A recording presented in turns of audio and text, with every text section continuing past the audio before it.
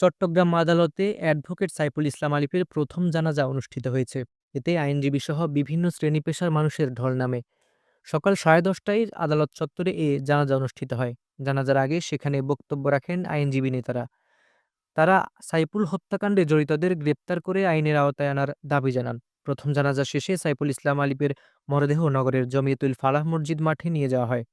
সেখানে দ্বিতীয় জানাজা অনুষ্ঠিত হয়। দ্বিতীয় জানাজায় অংশগ্রহণ করেন চট্টগ্রামের মেয়র ডাক্তার শাহাদাত হোসেন, বাংলাদেশ জামায়াত ইসলামী চট্টগ্রাম মহানগরের আমির শাহজাহান চৌধুরী, বৈষম্য বিরোধী ছাত্র আন্দোলনের সমন্বয়ক হাসনাত আবদুল্লাহ ও সার্জিস আলম সহ সর্বস্তরের সাধারণ জনতা। জানাজার নামাজের শেষে সমন্বয়ক হাসনাত আবদুল্লাহ বলেন, এটা বিশেষ কোনো রাজনৈতিক দলের ষড়যন্ত্র নয়, এটা ভারতে বসে আওয়ামী লীগের ষড়যন্ত্র বলে মন্তব্য করেন। পরে চট্টগ্রাম নিউ মার্কেট চত্বরে জোহরের নামাজ শেষে গায়েবী জানাজা আদায় করে তাকে সাতকানিয়া লোহাগাড়া তার নিজ বাড়িতে নিয়ে যাওয়া হয়। অ্যাডভোকেট সাইফুল ইসলাম আলিফ লোহাগাড়া উপজেলার চুনতি এলাকার বাসিন্দা। তার বাবার নাম জালাল উদ্দিন। ২০১৮ সালে জেলা আইনজীবী সমিতির সদস্য হন সাইফুল। পরে তিনি হাইকোর্টের আইনজীবী হিসেবেও নিবন্ধন পান।